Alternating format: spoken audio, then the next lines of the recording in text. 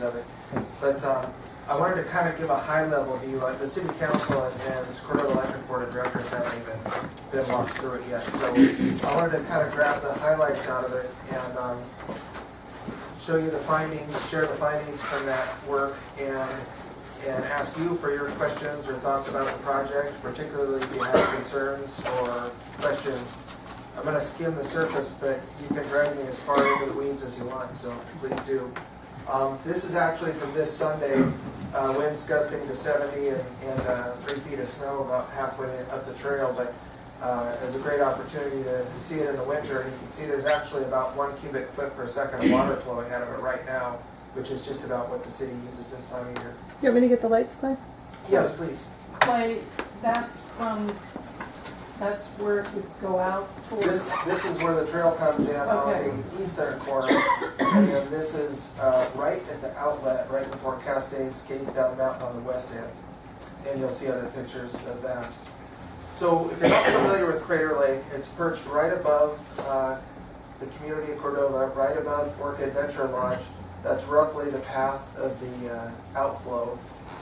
This side of the ridge to the north is actually Humpback Creek, and this side of the ridge to the east is actually Power Creek. So you can see Crater Lake is right above the Orchid Adventure Lodge. So why a water and power project at Crater Lake? Well, the city water supply is at capacity. Both the peak volume that they deliver during peak demands and also the total volume over the course of the whole year. They've been running short. They have to run an expensive filtration system out of Eak Lake, which also delivers lower quality water. So to meet their mission of high quality, adequate water supply for the community at a reasonable cost, they need an alternative. They need more water. Cordova Electric's mission is to keep nibbling away at the remaining 30% diesel portion of our power production, so that we have more control over the cost and the security and generation of that power. Diesel right now isn't costly. Historically it has been, and even at these prices, these relatively low prices, it adds 10 cents a kilowatt hour to the power cost. And of course there's environmental issues with that.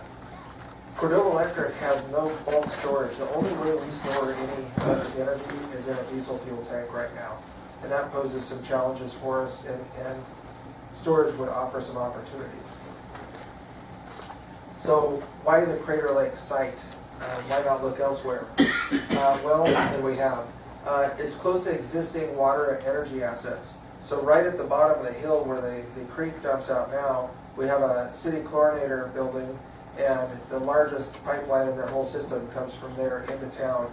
And Cordova Electric's Humpback Creek transmission line goes right by. So two of the real expensive project costs associated with water and power projects are already in place. The land ownership is non-federal, so for a small project like this, the permitting process, you have a lot more local control over the process. It's high elevation, so that's good for a power resource. There's a large water storage capacity. I'll get into a little more numbers later, but it's close to the community. So again, transmission lines and delivery, but mostly for construction concerns. If you can stage construction out of the community and don't have to set up a remote camp, it really impacts construction costs. And the project overall has a low environmental impact. And when I say low environmental impact, I don't mean that there's no environmental impact. I don't mean that it's a positive impact or a negative impact. Just the overall footprint of the project's features themselves are very small for this type of project, especially when you're meeting two utility needs. So why not look at a project at Crater Lake? These are some of my reasons. I'd like to hear some of yours. Community opposition. We're public utilities that are owned and serve you, so if the community doesn't want a project there, that's how cooperative works. We'll look at other options. There are development risks and costs, and those usually go hand in hand. There could be fatal site flaws. That was one of the main reasons we did commissioned this feasibility study. We didn't see any fatal flaws, but we wanted professionals to look at it and say, what could be a deal breaker for this project site? especially on the water side. Is there enough water to make it worth building? And is there any geological problems that would be too expensive or too disastrous to correct? If the benefits of the project don't justify the costs, then that could be a deal breaker. And then there's organizational will. Does CEC and or the city want to pursue, an expensive, risky project and commit the resources to go that path? It's really kind of a strategic move. What are some of the alternatives to Crater Lake? And I haven't listed them all here, but some of the alternatives that we've looked at and continue to look at and might pursue even if we do Crater Lake, Snyder Falls Creek. We looked at storage just very likely in Humpback Creek and Power Creek. And there's storage technologies, batteries, flywheels. They can't do the bulk storage of a lot of energy, but they can do small pieces of storage so that you can shift power around on a weekly or daily basis. We've worked with the city over the years of looking at using Humpback Creek or Power Creek as a water source for the city.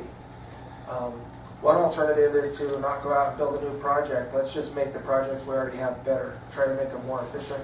Try to deliver more water or energy from them. Lower risk, lower cost, etc. Explore alternative sites or technologies. That's something CEC does fairly aggressively.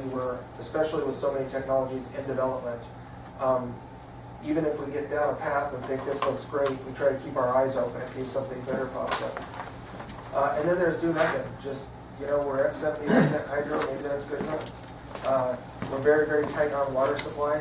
Maybe you just tell your industry that's all you get, make your own water now or something. And we looked at all those options. So we we went out to competitive bid and actually had 10 qualified firms, and they all gave us good proposals, and we had to select one. And we chose McMillan Jacobs, who just finished building the Allison Creek project in Valdez, and they also did some work on Ketchikan and Sitka's dam project. So they're familiar with recent costs and the challenges of doing construction in Alaska. They're an engineering firm, but they also have a construction arm. And so they designed and built the Allison Lake project. So the study process was to especially look at the geology and hydrology, develop an operational model, and that just says, knowing how much water shows up and when it shows up, if we stored different amounts and delivered it, could that water show up at the right times to offset diesel generation and meet the city's water needs? Then they prepare a preliminary design of the whole project, and then they review the constructability, given the terrain, given the geology and hydrology, and this is actually an iterative process where they kind of go through several loops and have several alternatives, and then they work it down to a preferred alternative.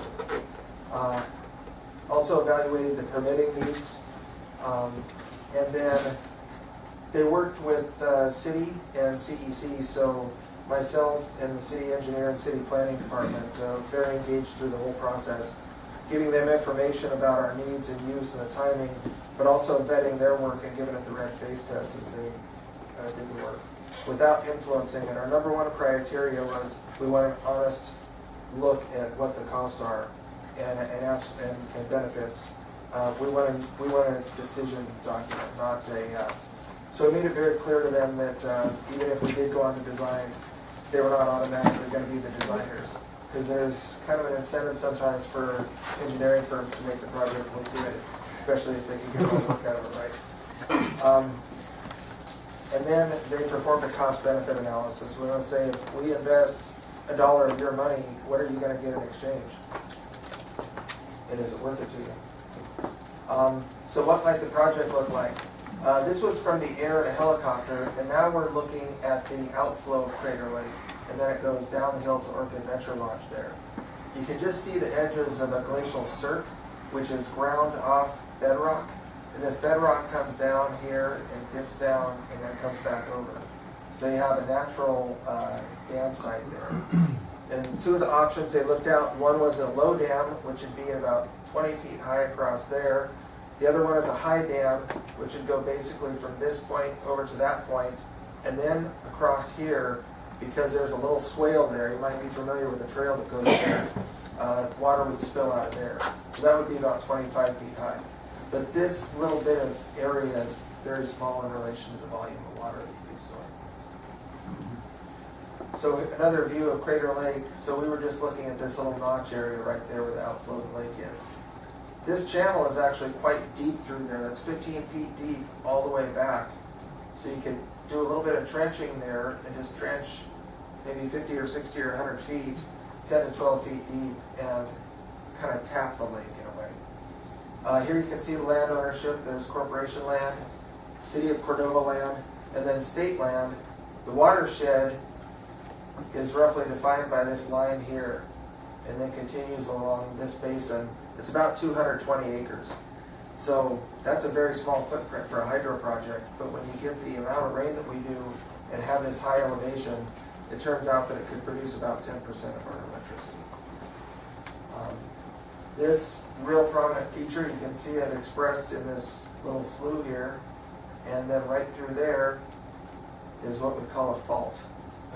So geology is a big concern, you know. Is this leaking right now? Will it leak in the future? What's the next earthquake going to do? Probably our biggest concern is geology. So here's, essentially this is the preferred alternative. You would have a dam here, a pipeline that goes down the hill. It uses the topography here to follow a reasonable path. We walked this about a half a dozen times. It would daylight down here by Orchid Venture Lodge, and then it would turn to the south, kind of southwest. So that little black spot that's actually a knob at about 100 feet. There's a trade-off between the electric energy and the pressure you need for the water system. The higher you put the power plant, the more energy you're taking out of the water. But then the less energy you have to inject into the water to keep pressure for your water system. So right now the preferred site is at an elevation about 100 feet. One nice downstream advantage to that, of course, is that you're above the tsunami zone. And if you can store water and generate electricity with it, you have a heck of an emergency asset for your community. So that would require a little road, access road to it, and this is city property. In working with the Rainies and other stakeholders, they would prefer being outside of their footprint, and also to minimize any conflicts with the lodge business during and after construction. So, some of the project features, the pipeline would be 14 to 16 inches in diameter. That's much smaller than our Humpback Creek or Power Creek projects, but again, it's all about pressure. We have 700 pounds of pressure on that pipe. Conduit would be about 3,800 feet long. It would, the dam could be as high as 25 feet tall, and there could be a trench as deep as 12 feet. So actually, it would be a little deeper than that. The active storage could be as much as 50 feet. So I think this is actually 24 feet. The dam would probably range from 125 to 400 feet wide. The elevation would start at 100 feet elevation and go up to 1,550 feet would be the peak lake elevation. On average, for the last 10 years, we've averaged about 1,713 acre feet of water, which converts to 567 million gallons. The peak city use so far in 2014 was 660 million gallons. So right now, I think they pull about 200 million a year out of Crater Lake, out of Crater Creek. The city has an existing catchment down here at about 200 feet of elevation. So that's what feeds the chlorinator building now. With the new LT2 requirement, using UV to treat the water, they can deliver 3 to 4 times the volume through their existing pipe. That's the great thing about the 16-inch water line they have coming in from Orchid Lodge. Not only does the UV treat more water, but the water in Crater Lake is it would be the city's cleanest water source. If you've been up there, it's a very sterile basin. There really isn't a lot of organics and silt in the water. So it doesn't pick up all the organics and whatnot during a high flow that the creek does now. So cleaner water to start with means less treatment and bigger volumes to be delivered. And then the net electricity after we run the city's pumps and manage the energy cost of the plant itself is about 2 million kilowatt hours a year. That's just what the project itself produces, but there's ways to leverage that to get more out of our other existing projects. This is kind of what the high dam would look like. Like I showed in that first picture, it would span over to that first little knob, and then it would span across this little swale here. Otherwise, water would flow out there if you raise this dam that high. So this would be a 25-foot structure, about 400 feet long. This is a lake tap concept. This is one of the options they looked at. It's not completely off the table, but it didn't look as feasible. You would drill into a point here and have a vertical intake, and then run your pipe straight through, just tunnel through here with a micro bore, and then tunnel through this other side. It gets you away from all this complex bends and supports of following the creek with your penstock.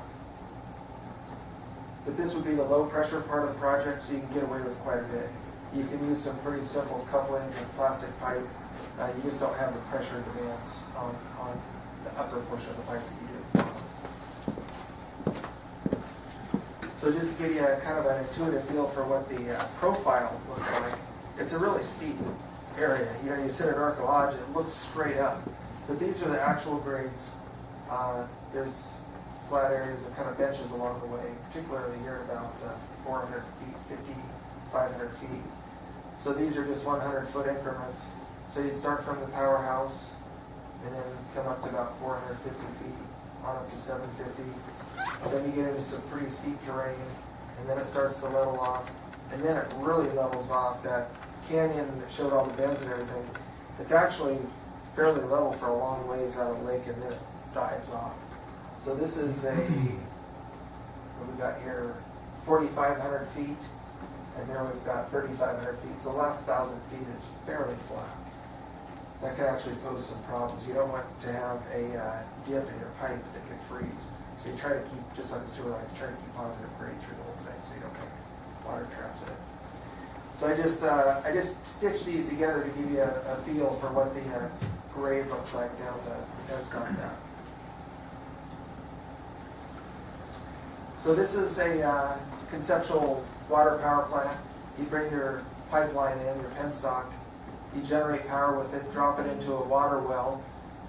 If the city wasn't using the water, it would just outflow back into Crater Creek, and the city would draw what they need when they needed it, treat it with UV, and then put it into a pumping well, and then they would pump and inject it into the city water system.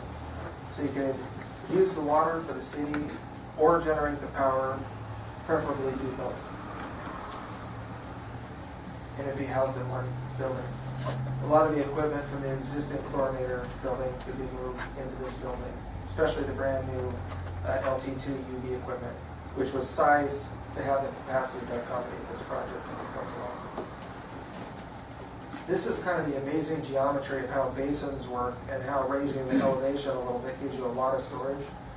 So I wish I'd taken more pictures, but this summer in July, when we had the helicopter here to take the hydrologist out and download the stream gauges, I slung my kayak up to Crater Lake, and I rented a scanning sonar that was made specifically for mapping the bottom of lakes. And I didn't get up there till 3 in the afternoon because of the fog, so I had to row like a madman. But I made 8 passes one way and I think 12 the other way in 2 hours. And I mapped the bottom, and I found 65 feet deep was the deepest point I found. And that gave them a real accurate map of the bottom, though, so they can see how much storage is there now below the surface. And then they have a 3-dimensional model that I use satellite imagery. I had a firm in Anchorage develop a 3-dimensional model so that they can play with the dam elevation, and it pretty accurately, like plus or minus 5%, tells them how much water you gain by raising or lowering a dam. So right now, the water surface is at 1,514 feet, and you have 555 acre-feet of storage. there's about 325,000 gallons in an acre foot. So this is almost a third of a year's worth of water stays in the lake. So you can think of the lake as turning over 3 times on an average year. If you had a lake tap here at elevation, it's like about 1495, 15, you see that's 10 feet there. So 16, that's 4, yeah, there we go. Math is easier, 6, so yeah, 20 feet. So if you tap down 20 feet, you would draw the storage down to 215 acre feet, so half the volume of the lake if you tap that deep. If you raise the dam 25 feet, you would pick up 1,345 acre feet would be the new storage. You pick up almost 800 acre feet of storage. And the lake would basically only turn over about once and a half a year, if you wanted it to. You'd still be passing 1,700 feet of water through the system, unless you carried some from one year to the next. It gets really complex when you get into rule curves of dispatch and how you meter the water out. And again, it's all impacts, but one of the things you gain with storage is flood control and drought control. You know, you can release water when you want to, so there's some, I guess you could call them advantages. This is that kind of flat stretch that you saw in the profile. Upstream and around the corner is where the notch in the lake is. And then it comes down through kind of a steep little spot, and then it just flattens out for quite a ways. And you can see siting a pipeline along here, it's going to have some bends in it. The route right now kind of comes down to about here, and then it turns right around the corner here. It kind of stays level, and it follows the path down the side. So what might a project like this cost? This is the estimate, and it's important to, at this level of study, they don't know what the exact geology is underground, and they make several assumptions. They say, well, if interest rates were this much, if diesel fuel was this much, if Cordova Electric's diesel efficiency is this much, if we got average rainfall on an average year, all these things play into, well, not really the construction cost, but interest rates play into the construction cost. And then the constructability, access, experience, all get folded in. But because of the assumptions about interest rates and what lies beneath, they follow a national standard for estimating that says this is a class 4 estimate. So they come up with a base estimate for what the project would cost, and that's all in. That's design, engineering, construction, commissioning, and so that's the full project cost, except for CEC, the city's internal administrative cost, and any interest that we pay during the construction of the project. It's essentially all in. So a class 4 estimate gives you a confidence interval of minus 30% to plus 50%. So that may not seem to narrow down a little bit, but I want you to understand why it ranges from $12 million to $26 million. This is the base estimate, but if you have some horrendous geology and interest rates spike, you're going to be closer to this. If interest rates could go down and the geology looks great, you might end up closer to that. So here's some of the assumptions that went into the cost-benefit analysis then. No load growth for Cordova Electric. They assumed inflation, an interest rate, fuel efficiency. This is assuming that Crater Lake provides water and energy to a growing fishing industry, then the raw fish tax revenues may go up. Based on the construction cost and saying, well, this part of the cost is just for water, this part of the cost is just for electricity, this cost is for both, we're going to split it. That's how you come to a 52% project share for CEC. That means the city's share would be 48%. And that's just based on what it would cost to build it. Yeah, Mike? There's no contribution from commercial water sales, or is that in that fish estimate? There is, and that is, it's a good question. That is one of the assumptions here. And this general inflation is kind of captures that. And it's going to be one of two things. they're either gonna sell more water to generate 3% more water sales, or they're gonna raise the rate. Now, I'm not saying they're gonna raise the rate 3% a year, but that's a general inflation figure they used in this evaluation. I have a question. Yeah, Okay, it says the term of the note is 30 years. yeah, What is the lifespan expected of this? 50 years. 50? They, that's kind of the engineering standard. In reality, hydros, I've seen hydro projects that have 90-year-old turbines still operating. And there's a big, there were several times in history when we built lots of hydros. And around the turn of the century, between about 1900 and 1920 was one of those stretches. And Juneau right now is operating hydros that were built in the 1890s.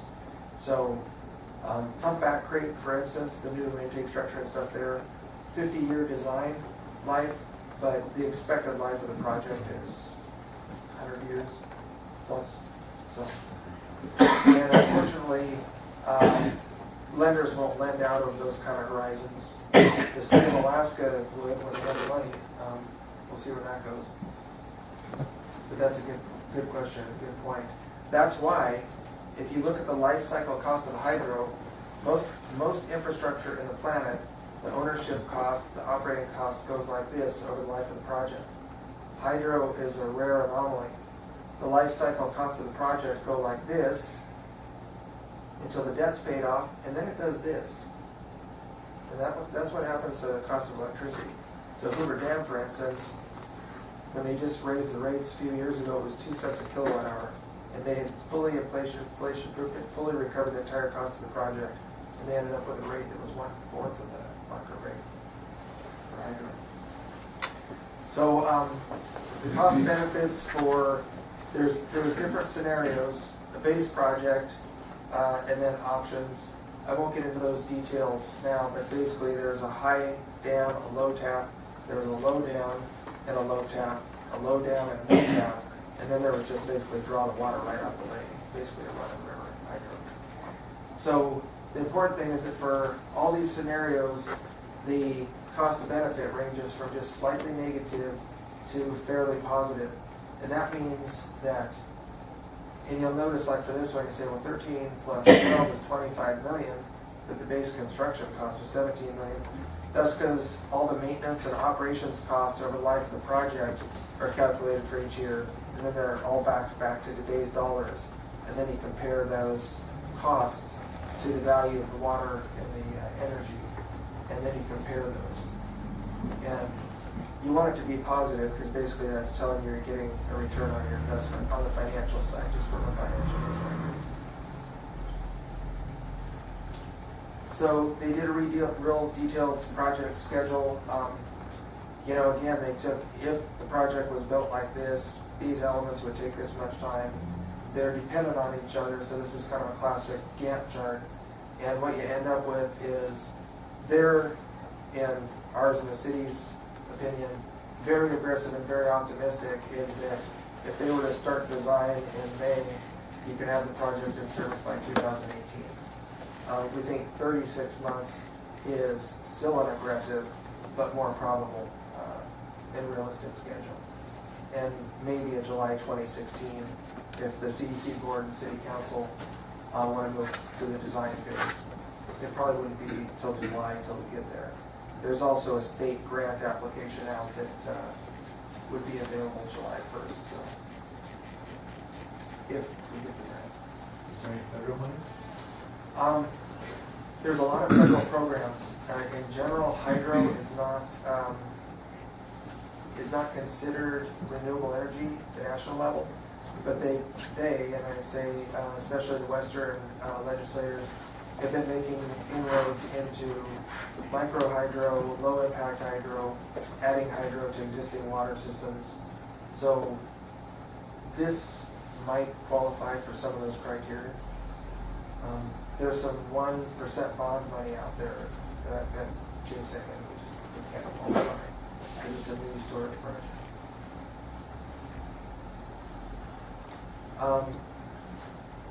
So the results of the project is basically The project appears to be constructible from a geotechnical perspective.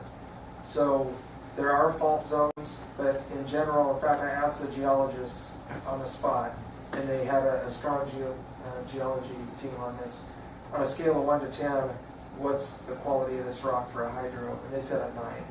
So I was kind of surprised, actually.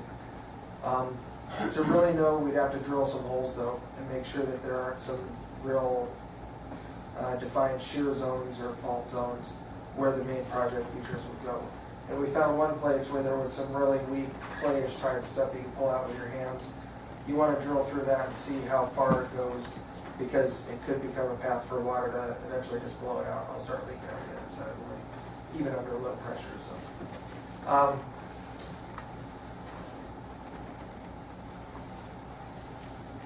the hydrologic resource, so just to paraphrase this, if you put a run-of-the-river hydro there, or you continue to use it just as a catchment water supply, you're underutilizing the water resource for water and power. Another way to say that, I guess, is to get the full value of water and power, you need to maximize the storage, or you have to have some element of storage. The benefit, hydroelectric benefit, may offset up to 25% of CEC diesel consumption. That's just 25% of what we have left. So that's 25% of the 30%. 7.5%, 8% as we said. Crater Lake would provide a high-quality water supply and a more firm and reliable water supply resource. The existing reservoirs don't hold as much and can't deliver what this project can deliver when we need the water. City of Cordova could incorporate their UV treatment into this. Mostly that boils down to, they're right now installing UV treatment equipment in the city water treatment plants. Most of that is equipment cost, and the equipment could be moved into a combined water and power facility. Civil design is pretty straightforward. There's nothing where they don't have to invent a new technology to build the project. It appears to be constructible, but it'll have challenges with a lack of a road and the steep terrain and just typical Alaskan weather conditions. Project cost, this range is bigger because it's looking at some of the other options like a run of the river, and then this would be a high dam and then a tunnel, micro tunnel tap, which we kind of rejected as not preferred. Project is envisioned as a 3-year development. First year is design, the next 2 years for construction. The permitting is very simplified. The environmental resources are pretty, there's population of stocked rainbow trout. The creek is not listed as an anadromous creek. And there's some pretty abrupt, grade breaks down at the bottom, so there's only a few hundred feet before you get to large culverts and then steep terrain that fish couldn't get far up the creek anyway. The cost benefit shows a benefit to CEC in just about every scenario, and ranging from slightly positive to slightly negative for the city across scenarios. So just a few more photos to show you the project features and some of the design work. This is another outflow.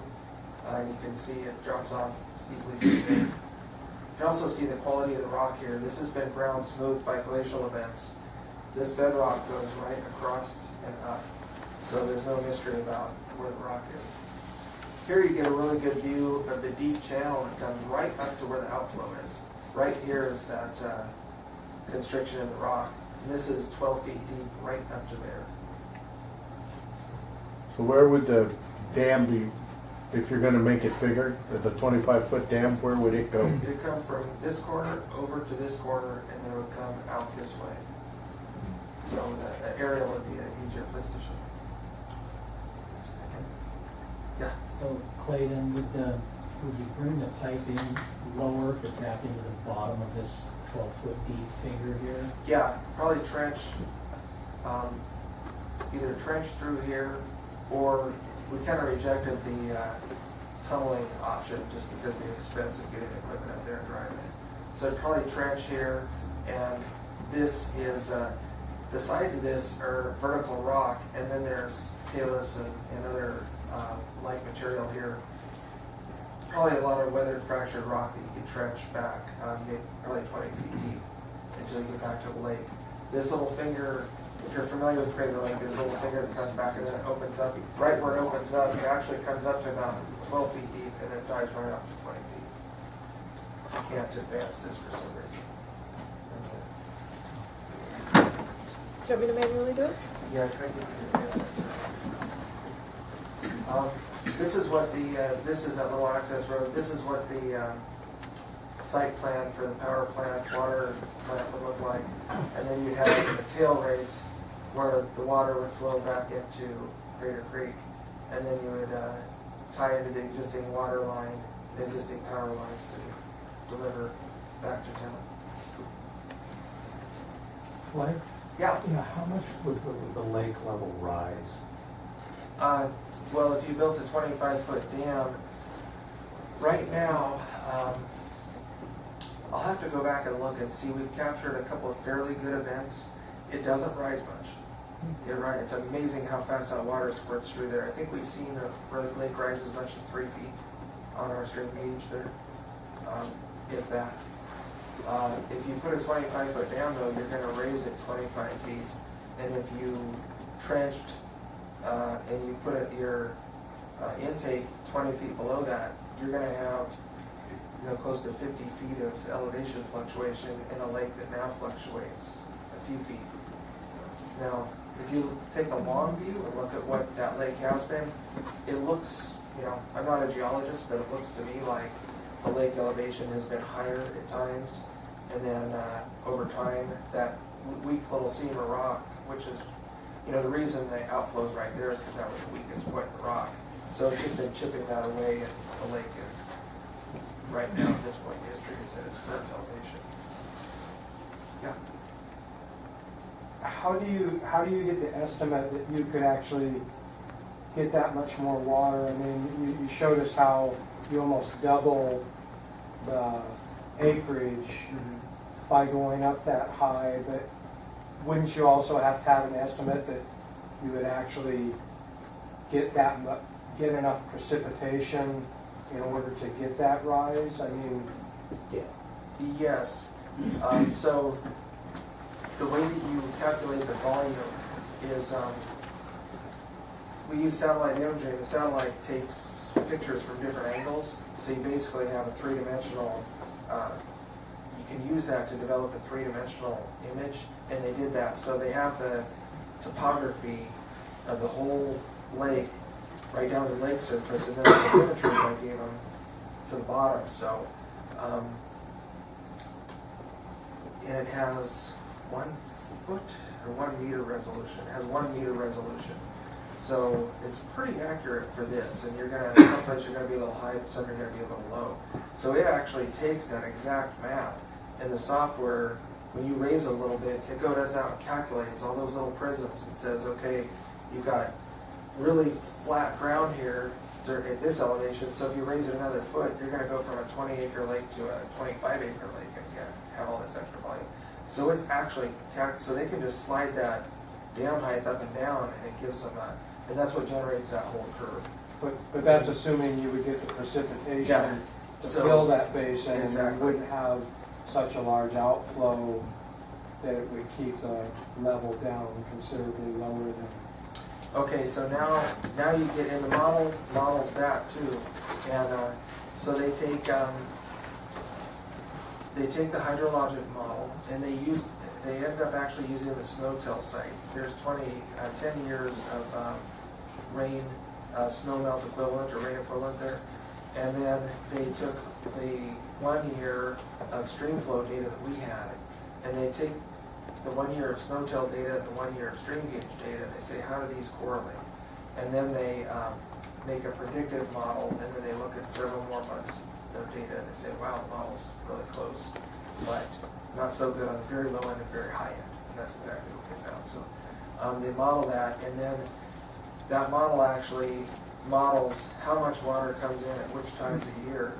And I know I'm starting to think every year is an anomaly now. We have such a wet year this year, but it's such a different flow regime from a snowpocalypse that you're going to have extremes. And, but yeah, you're right. How fast you draw it out and how fast it's coming in is gonna tell you, is the lake rising now or is it dropping now? And so I like to think of it in terms of what are the extremes.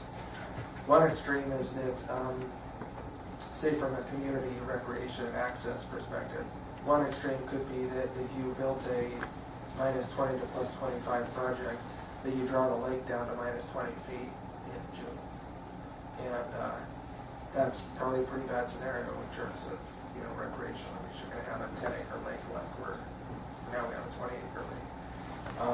The other extreme is that you go up there in June and you have a 40-acre lake. And, and probably you're gonna land somewhere in between most of the times. Did that answer? Yeah, I was just trying to get a better idea how they modeled it. Yeah. What about the south end of the lake, or the southeast end of the lake?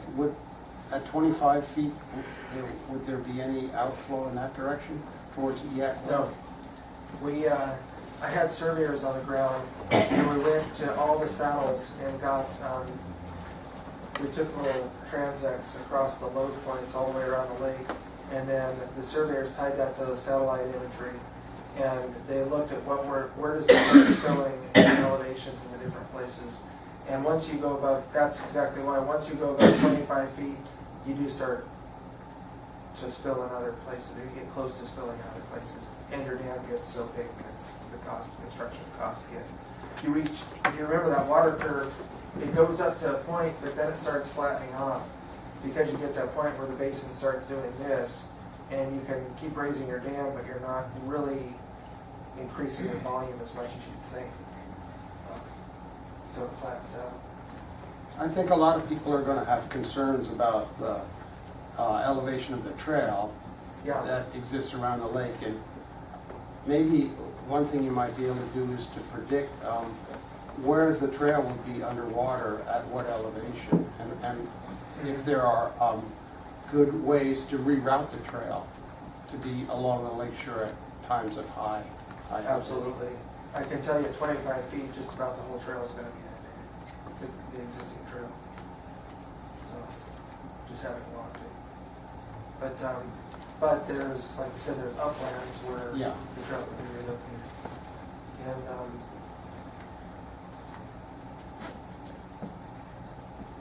sorry, next slide. Yeah. Yeah, Claire, I didn't quite understand about what you said about lake turnover, and then now it's, what is it, about 3 times a year? Yeah, so what I'm saying is that, I don't know if turnover is really accurate. Right now, there's about 550 acre feet of water stored in the lake, so about 200 million gallons of water. That's what resides in the lake. Be careful here. Yeah, 200 million gallons of water. For the last 10 years, the average precipitation has been 1,700 acre feet. So there's about 600 million gallons of water flow into that lake. So you can think of the entire volume of that lake gets replaced 3 times during the course of the year with all the water that flowed in and flowed back out. That's what I'm trying to say. If you built a 25-foot storage dam, you raise the storage to 1,500 acre feet. Now you can store most of an entire year's water supply there when it's full. You mean the annual precipitation? Yeah. You could store almost the entire. Precipitation would be the same, you're just storing.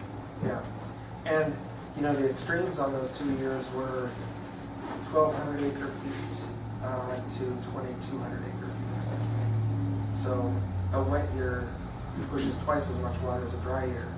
And the advantage of storage is if you have this gets back to floods and droughts. If you have a really wet year and you let your dam fill up and you keep it full, and then you go into a dry year, then you're carrying water from one year to the next. Yeah. So I'm getting the picture that this project wouldn't have like a classic lake level regime like you might see in a reservoir down south where it fills up, during the wet season for one period of the year and then is drawn down in the winter, or you know, to try and keep power production somewhat level or continuing on through the winter or design wise? I think there'd be similarities and I think there'd be differences. So, and this site probably wouldn't be as heavily regulated as a lot of those because there's almost no watershed downstream. So, what would be driven by, at least so right now, if we had a project like this, it would be driven by need for hydroelectric in the winter, which is where we generally don't have very much. And that also coincides with the city's need for water. Because when Power Creek and Humpback Creek are freezing up, the city's reservoirs are also freezing up. And it's about March and April when they have to start running the pumps at Eac Lake. And it's right at the same time, that's right when we're about 90 to 95% diesel. The other place is in the summer, the peak demands, community and processor demands for water is exactly when we have the peak demands for electricity. And so there's real good correlation between when we need the water and when we need the power in today's Cordova. And there's 2 times a year when you need that water and power. That's actually a good thing because if you're storing, say you build a 15-foot dam and it stores half the lake water, well, you try to get the lake all filled up during the rainy season and then draw it down through the winter when you need it. And then you try to run it down, then it's going to fill up during the May and June snow melt, and it's going to get full, and then going into July and August, you're going to have all that water available for peak power production and peak water demands. And actually I was pretty amazed, I have a lot more detail, I was pretty amazed that the lake fluctuation wasn't as, even with the low tap and the high tap, you got to hedge a little bit. You don't want to run your lake dry and then have to follow it with 3 cold months. And you know, it's part of the idea here is that you have to hold some in reserve for especially water when you need it. So the actual lake fluctuation was a lot less. I'm trying to give extremes here. What's the worst case scenarios? So how do you size your powerhouse? Well, that's kind of tricky. And it's complex because you use a lot more water to make power than you do to supply the community water supply. So this project was 875 kilowatts, which is fairly small. In Clay's perfect world, we would have a 3 megawatt power plant there, and when the processors peaked, for 8 hours a day or something, we would just go great guns. But we would be churning through water at a rate 10 to 15 times what the city uses. So we kind of size it down, and you also, if you run just a little bit, if you trickle just a little bit of power out, and you have a big generator, it's very inefficient. So if you have a small generator that's designed to be efficient over its whole range, if we trickle 100 kilowatts through there, it's going to offset diesel the whole time, but it's also going to be delivering water at just the rate that the city uses it. So that, so those are some of the things that drive it. If we keep the power plant small and the city can deliver more water through it, then, we can meter that water out through the whole course of the winter. Save diesel the whole time we're doing it, deliver higher quality water, and meet the city's water needs that way. I think you're trying to say it's more important as a water supply than it is a power supply. That's kind of where this started. The city was looking at the water supply, and frankly, I wished I had looked at Crater Lake a lot harder, a lot sooner. Because when you fly over it, it's a very small lake. It doesn't seem like there's much energy there. But when you factor in how much water we get in a year, the elevation, the fact that it's close to existing transmission lines, and another thing that drives the size is the pipeline size. The bigger the generator, the bigger the pipe has to be. All those project features get more expensive. And if you only deliver those 3 megawatts for 1 month a year, you've got a lot of expensive infrastructure sitting there not giving you a return. So, and then if processors shut down or fishing changes or something, you have this big underutilized project. So just try to look at all the risks and opportunities and try to build the best.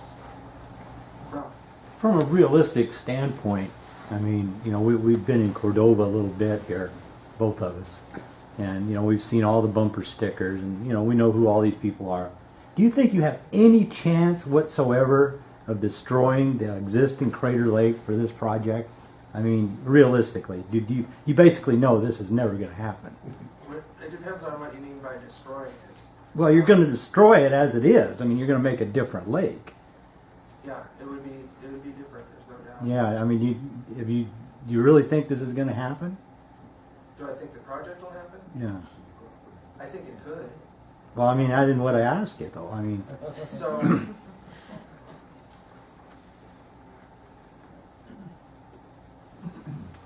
yeah, I think it could. So, and I would ask you the same question, do you want it to? You know? well, I definitely want it to. I mean, I want anything that's progressive. You know me. I mean, I used to work for CEC, but you know, like awful lot of people in Cordova are just fanatical people, and anything that even smacks of change toward advancement is evil, and then you're destroying one of our natural wonders. You know, no, I mean, I just really never see this ever happening. You know. Well, I have to admit, I've spent more time at Crater Lake in the last 3 years than in the first 15 years I was here. And, you know, this is going to be underwater. And there's acres and acres and acres of that. You know, there's going to be water fluctuation, there's going to be visual impacts. They're fairly minimal. I mean, the dam would actually be facing east, and you can walk up the east side, and you walk around the east side, but for the most part, when you walk into the lake, you're going to see the surface, and you're going to see the new trail location, but you're not going to see any infrastructure until you get around to that side. Well, no. What I would, these people are going to figure it out eventually. Is that during the peak months, July and August, you're going to have that lake drawn down, say 10, 15 feet, and so you're going to have a 40-foot mud hole ring around that lake. Yeah. I mean, you've been up to the Hartney Bay or the reservoir when it's been drawn down, and it's just a slimy, nasty mess. So, and they're going to figure this out. Yeah, you know. I have seen that where it's drawn down. Yeah. Yeah, and there are places there where some of those lagoons where the water is 2 feet deep, and that whole thing is going to be exposed. So. Giant mud hole. Well, I don't know, not a mud hole. There's very little sediment and organics there. It's all I could see anywhere was mostly sand and gravel. Be a nice sandy So beach. yeah, I was going to say it might be more likely that you have dry sand there. And, Well, Clay, maybe you could just describe the process that people will use to investigate the project further if you have more questions, and also is there going to be a public comment period? So the CEC board and city haven't seen this yet. We'll give them more details probably on the financial side, and also get into more detail on the different options and trade-offs there. Try to give them a look at the financial and operational upsides and downsides and the risks. And then we have to have a serious talk about who's going to own it, who's going to operate it, who's going to be the lead on developing it, who's going to be responsible for it to the regulatory agencies. There's there's some complexity in partnerships. The public process is, this is part of it, and as far as a decision point, the next decision point would be, do you proceed with design? And that's where you start putting serious money on the table, and you're pretty much making a commitment to the project at that point. We've gotten to the point where we think it's worth going forward with design when you take this snapshot of Cordova and our needs and our industry and interest rates and duties. Nancy? Yeah, Clay, I'm Nancy Bird, for anybody who might not know me here, and I'm serving as chair of the nominations committee for the CEC board. I was going to make this announcement until later, but it seems like the perfect time to say, and another part of the whole process, if you really are interested in this and you're interested in serving on the CEC board, there are 2 seats up for election at the end of March, 3-year terms, see me, and there's also opportunities to run for city council about the same time, so you could all. So that, there's all kinds of intangibles and nuances. Like I say, interest rates are at low levels right now, so that's attractive. For CEC, for our part, hydro operationally is very attractive over diesel. Even though diesel generation is only 30% of our power output, it probably consumes 70% of our maintenance effort. Just hydro is one moving part. It's very simple. It's very long life. So there's trade-offs. But just back to the aesthetics, it's a fairly small project, 16-inch pipeline. Most of that would probably be above ground and visible. Dams don't have to look like a square concrete structure. If you've been to Disneyland, you see they can be shaped and painted and stuff to blend in. It doesn't have to be an ugly project, and shouldn't have much cost. So there are things you can do to minimize the visual impact. Could you terrace it and cultivate some rows on it? Shake them up and scatter them around town. You know some people that do gardening, right? Yeah. Greater Lake is a treasure trove of wildflowers, there's no doubt. But, it backs up into the, there's quite a bit of ground there. There's uplands. It'd be interesting to see a rendering of what the lake would look like if it was 25 foot deep, what would still be exposed. If it was drawn down 20 feet, what would it look like? You have the topography. You have that three-dimensional model, so you could actually see. But I was trying to just do some rough math today just to give you an idea.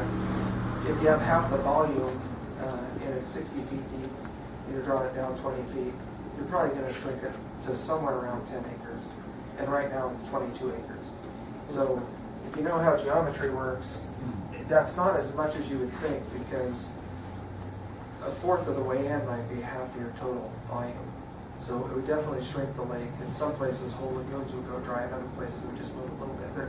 There are places where I was kayaking, it's crystal clear. Those rock walls keep going straight down 30 feet. I was getting vertigo looking at them, with a kayak, because it's just sheer walls. Like, Yeah. when you're doing your analysis, right now, fuel's pretty cheap, or Yeah. comparatively. Makes it look bad. Well, They but use $3.48 a gallon here, and we're paying, $2.50 at the dock for boat. and we're paying a lot less in our But rates. I just can't imagine it staying at this That's the thing. very long. Yeah.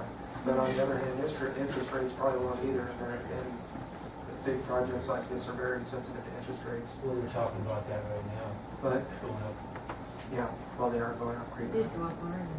And yeah. I just wondered, you keep track of CEC, but do you have any idea if the city, they probably anticipated this happening and they've got a fund for putting in some sort of source or reinforcing the source they have? Are they like seriously considering this as a project, and do they have any money to do it? Oh, yeah. I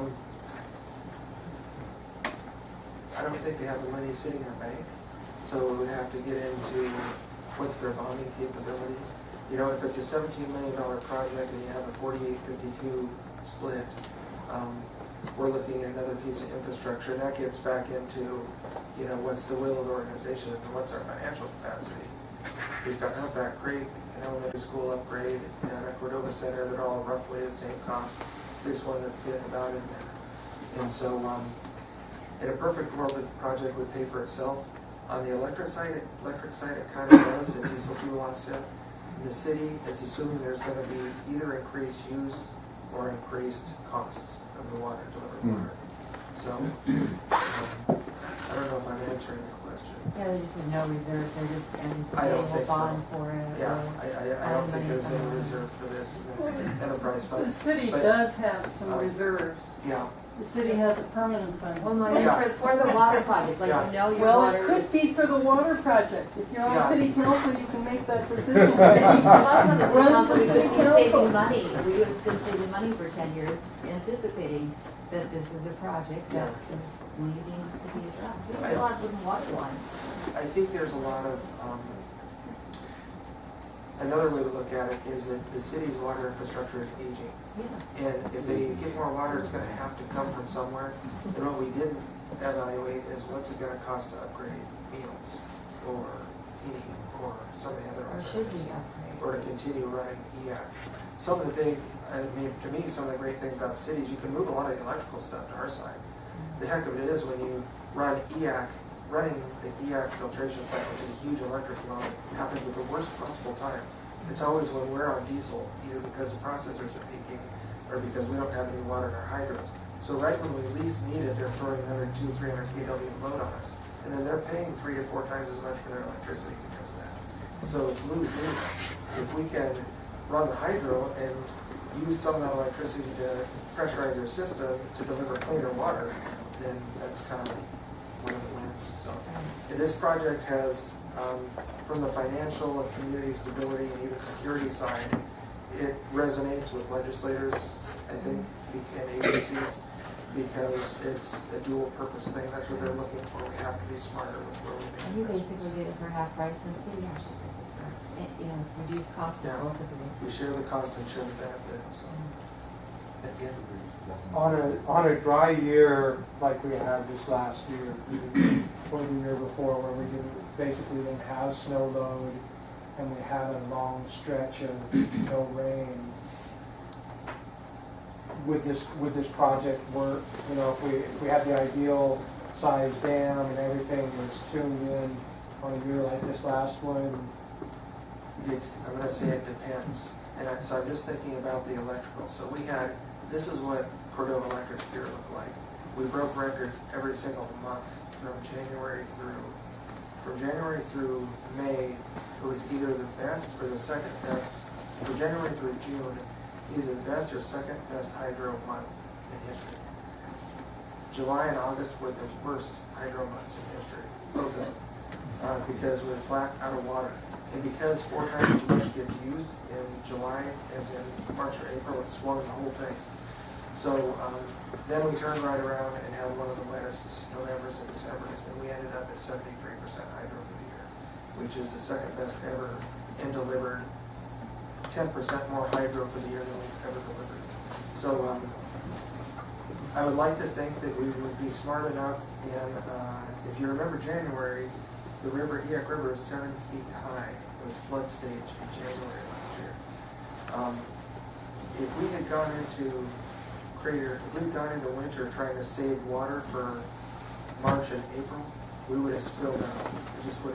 The dam would have already been filled. We would have been able to use it fast enough. And we didn't need it because Humpback Creek and Power Creek already had us at 100% hydro. So that's where it gets really tough on when and how you drop down. And you're just gonna have to hedge sometimes. I think if you have a cold December, use that water, because January on average is our 5th rainiest month, not the 5th most precipitation, the 5th rainiest.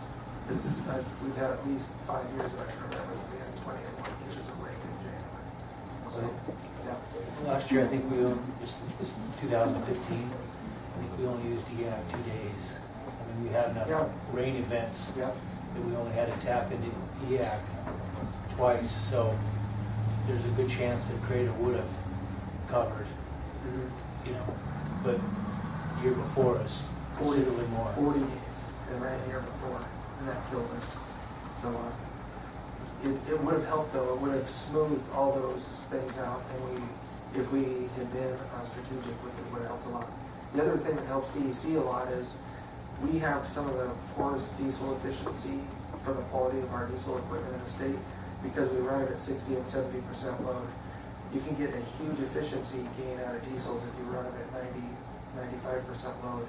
Right now, we carry all that spinning reserve on the diesels.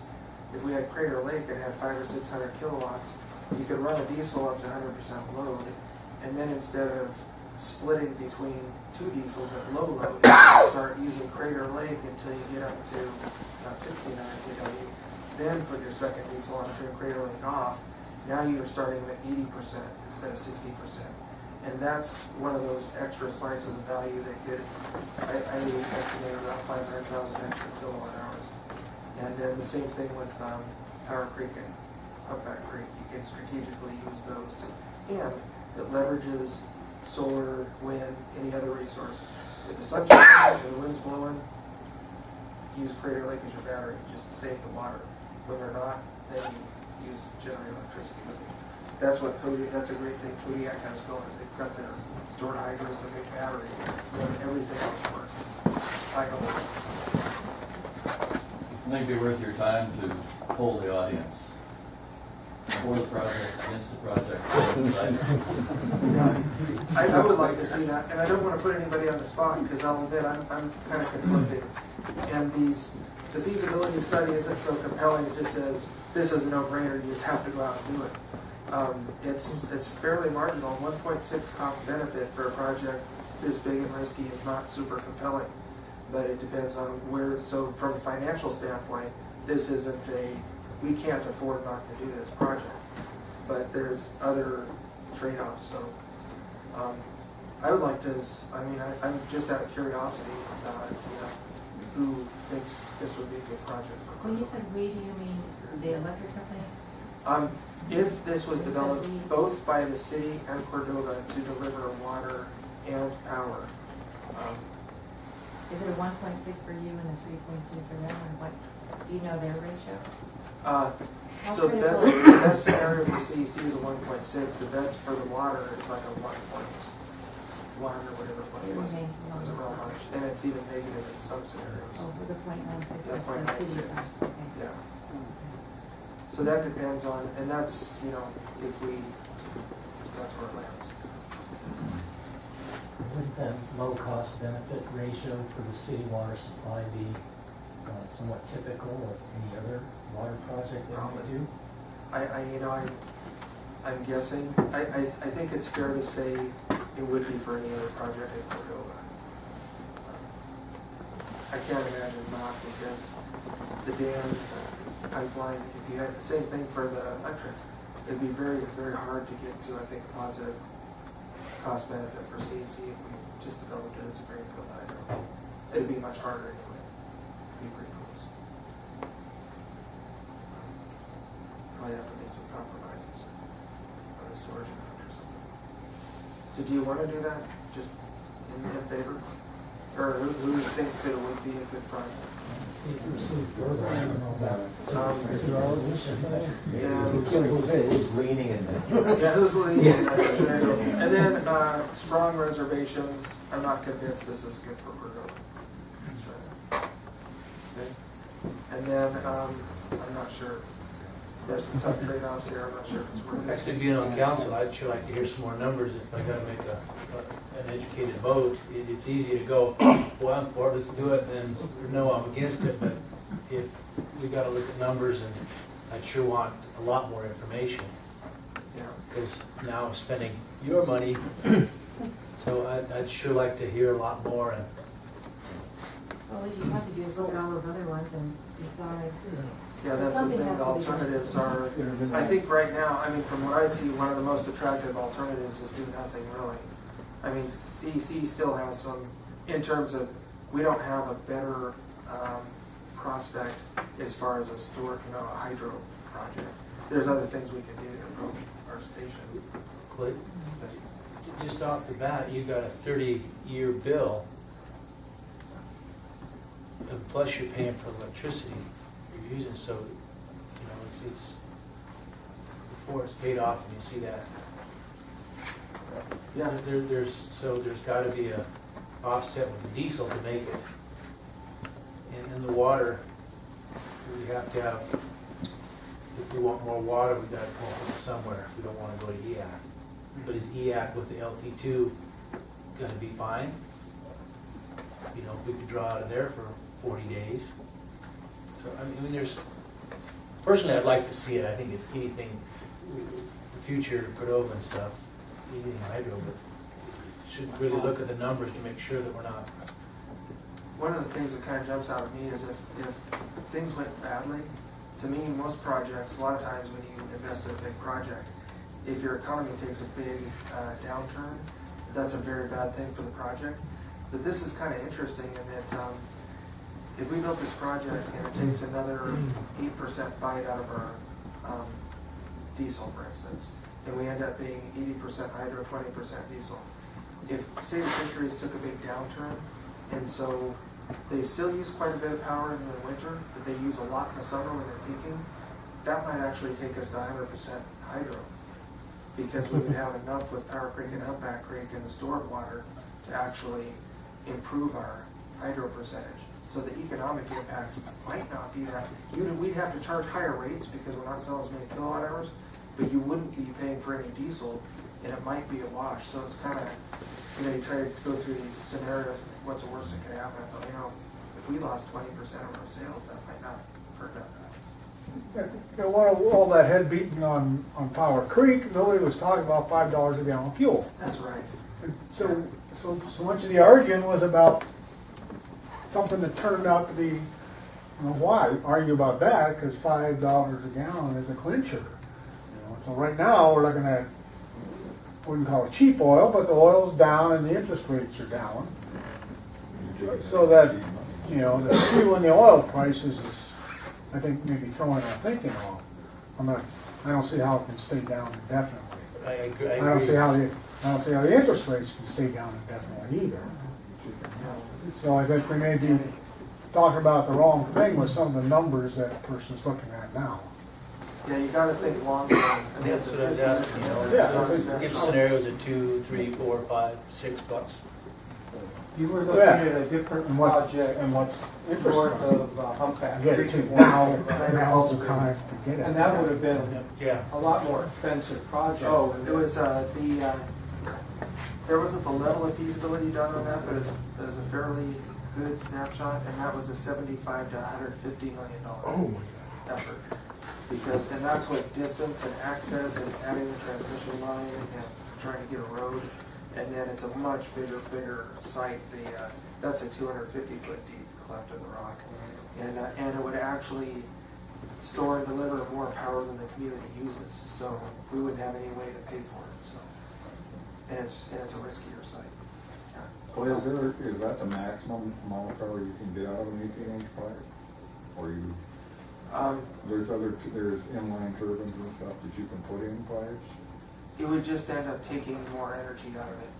You, in a 16-inch pipe, you can get more power out of it instantaneously if you put a bigger turbine on the end, but your losses start getting so high that you're in the pipe friction that you reduce the overall amount of kilowatt hours you can deliver. So the good set. So if we were to build a project like this that had a small turbine on it, you wouldn't be able to, in the future, it would be very expensive and really probably not realistic to increase the amount of power you could get out of it. But you could double the amount of water that you run through the project because the power use is much more intensive than the water.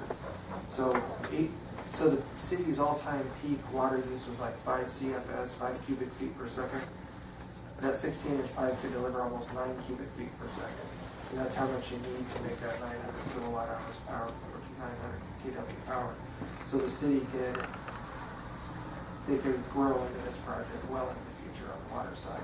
Whereas the power side, but that keeps the cost down on the power side. You just have this nice little efficient project that gets the most kilowatt hours for that amount of water that you can.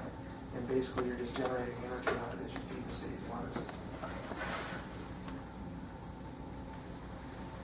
Well, thanks so much for coming tonight, Clay.